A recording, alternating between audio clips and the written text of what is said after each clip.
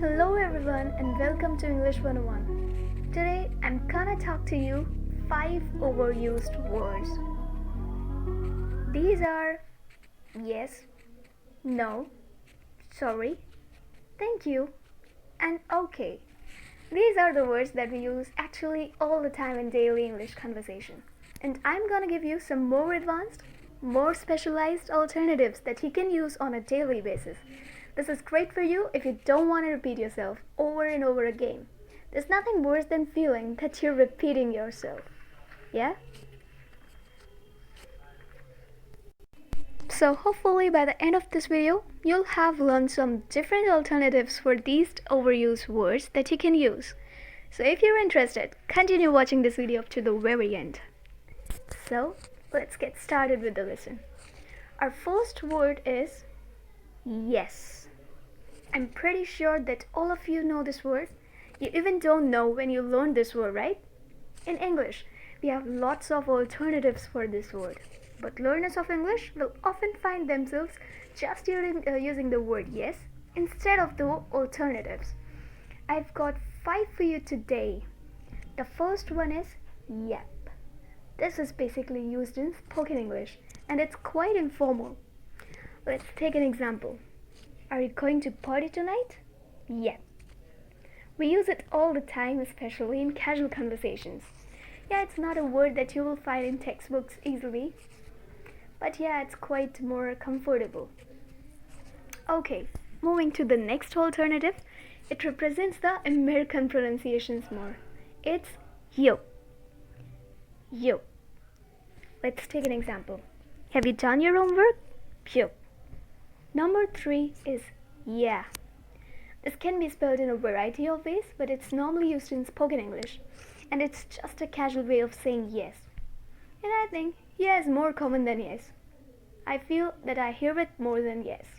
Let's take an example. Are you a doctor? Yeah. Now the number 4 is slightly more formal than yeah. And yes, it's used to respond usually to a request that is certainly. Certainly. Let's take an example. Can you send me that file? Certainly means yes, sure, I would. Okay, moving to the next one is sure. It's quite similar to the word certainly. Yeah, it's quite similar to the word certainly. Okay, an additional alternative number 6 is of course. Now the next overused word is no. Let's start it. So in the alternatives of yes, there were yep and yup. We have that informal variant of no as well. It's nope. Okay. For nope, let's take an example. Have you done that? Nope. Okay. Another alternative. It's definitely not formal. Don't say it if you're in formal situations, please. Otherwise, it would be embarrassing. Okay. That is nah. I use this a lot actually with my friends. Do you want to hang out? Nah. Okay. I might use it if I'm expressing a bit of disbelief. Okay. It can be used in that way also. Like, nah, no, I don't believe that. Another one which is very forceful. No way. There's no way that I'm gonna do that. Our next one is pretty polite version of saying no. That is sorry. You don't even have to say no. Just a sorry is enough. Okay, so let's take an example. Wanna hang out? Sorry. It would work.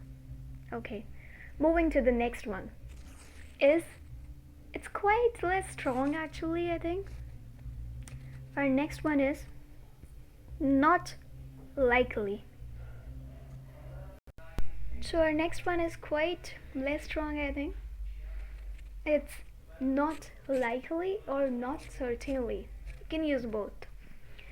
Let's take an example. Do you think you'll win that prize? Not likely. It means just like probably not. You can understand with the word probably not.